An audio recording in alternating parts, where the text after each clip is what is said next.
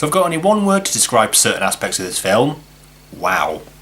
So 300 Rise of an Empire is a continuation of the film 300 from, I believe it was 2006, I think, with starring Gerard Butler, directed by Zack Snyder.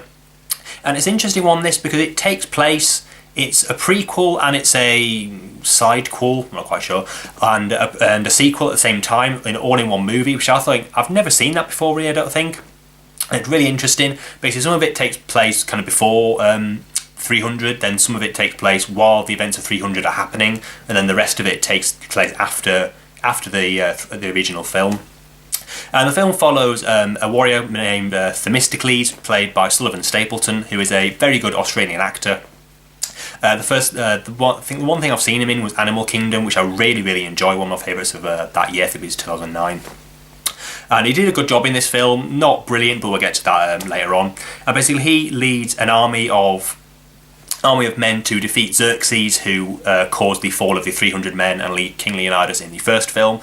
And kind of halfway through the film, the events of 300 happen, and he tries to get the backing of, I can't remember the name, Gorgo I think her name is, Lena Headey from the first film, to defeat, let's say, Xerxes and the woman who kind of brought him to power, Artemisia. And the film is kind of them trying to basically trying to defeat Xerxes and the woman who kind of made him who he was.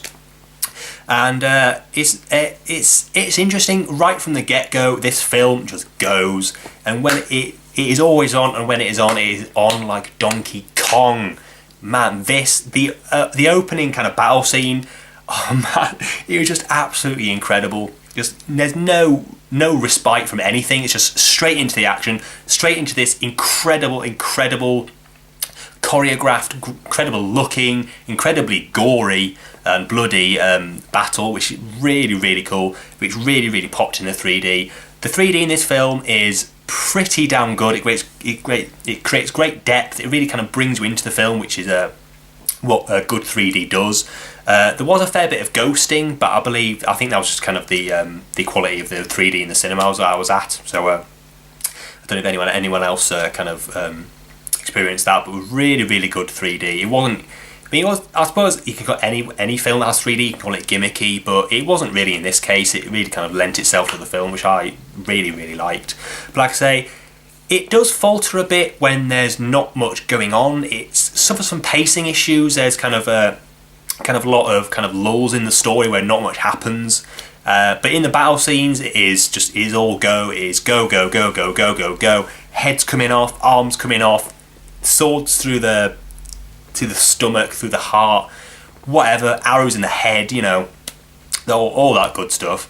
And incredible, I don't even call it cinematography, but incredible special effects. Is absolutely amazing.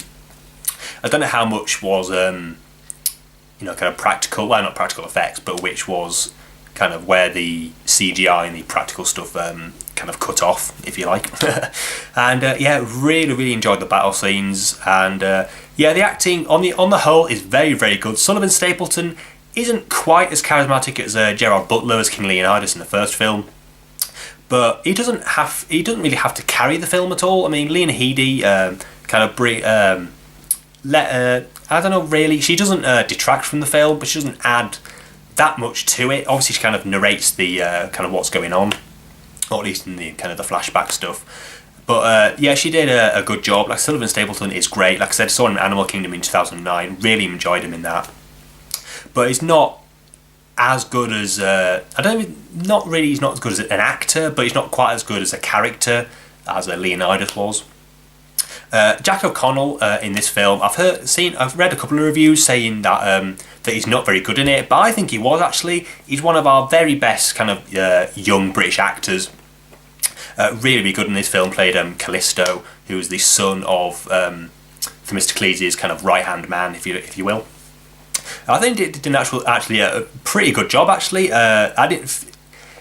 might have been a bit out of his depth, but it didn't really show in his performance. He was kind of, I don't know. He was good. It's not his best role, but it's certainly not his worst. He did lend himself to the film well. I thought he got involved in the whole thing. And I didn't think that his acting was bad at all. Really pretty good, I thought. Rodrigo Santoro, plays Xerxes, you find out how he became the God King, and kind of the fact that Artemisia kind of when his father died, basically Themistocles kind of killed his father, and then he kind of vows vengeance to the man and the army that killed his father, and she kind of manipulates him into becoming this God King. And of course that leads into the events of 300, the first film, and that kind of the flashback stuff joins into the first film, and but I say I need to kind of revisit the first one really, because I haven't seen it in quite a while.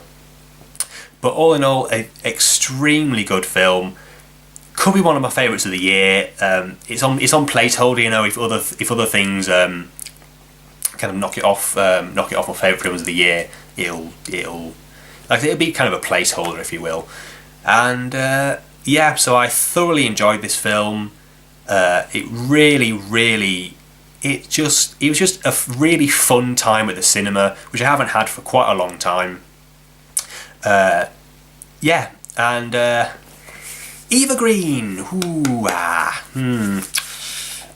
Okay, there's a scene in this where she shows all her glory, and it's something else. But doesn't distract from the performance either. By the way, it's nothing to do with the performance at all. Very, very good, and you kind of do kind of see where she's coming from some of the time. I mean, when you find out kind of what happened to her, you understand why she kind of vows, why she wants vengeance to the people who did whatever to her. But yeah, she did a good job. But yes, so yeah, like I said, very, very thoroughly enjoyed the film. 3D was great, the story was great, the acting was pretty damn good.